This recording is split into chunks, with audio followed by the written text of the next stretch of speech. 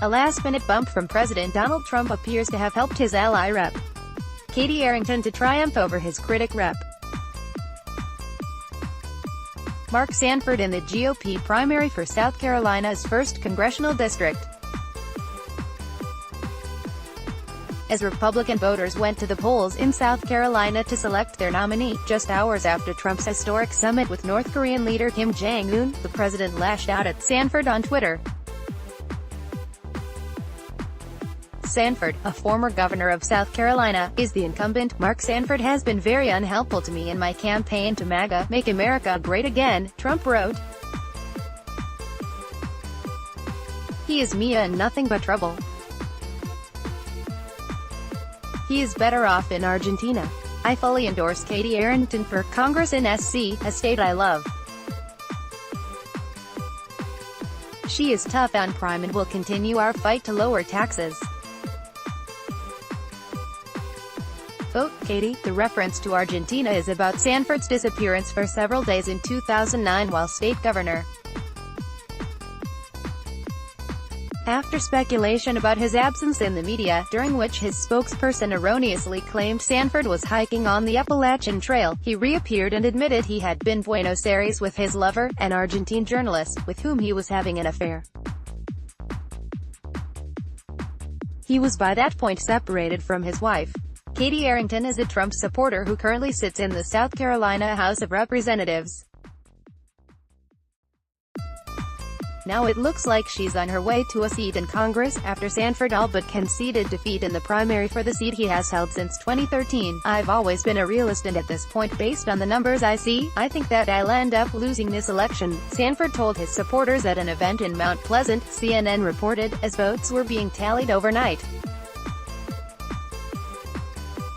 Arrington weaponized Sanford's criticisms of Trump in her congressional campaign, accusing him of being a never-Trumper who is disrupting the work of the president.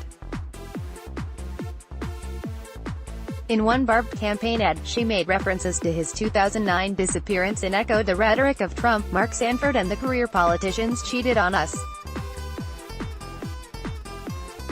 We sent him to do a job but he left his post, and set off on a long trail towards obstructionism. Arrington, who was first elected to the state legislature in 2017, said,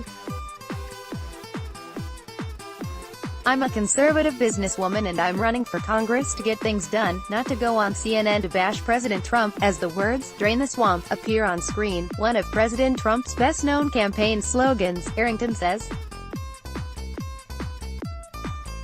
bless his heart, but it's time for Sanford to take a hike. For real this time, I'm neither for nor against Trump. Sanford, once tipped to be a presidential candidate, told his supporters at Mount Pleasant, The Hill reported.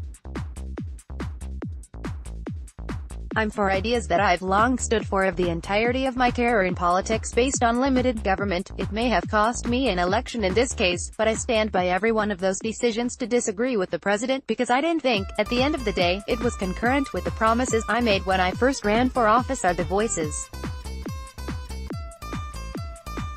of the very people of the 1st District. After news emerged that Sanford was set to lose, President Trump tweeted, my political representatives didn't want me to get involved in the Mark Sanford primary, thinking that Sanford would easily win, but with a few hours left I felt that Katie was such a good candidate, and Sanford was so bad, I had to give it a shot.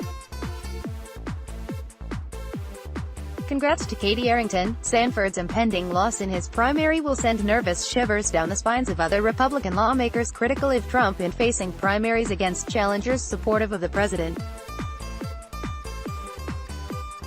But the real test for Trump and the Republicans will come in the November midterms, when voters outside of the party cast their verdict on his administration, and early polling suggests it could be a punishing night. The pollster Gallup has Trump's current weekly approval rating at 42%, well below the general average for presidents of 53%. And for presidents in their 6th quarter, where Trump is now, the average approval rating is even higher at 57%. According to 538's polling tracker, the Democrats are currently on 47.6%. The Republicans trail them by several points at 39.3%, though there is still a long way to go until polling day. updated President Trump's second tweet.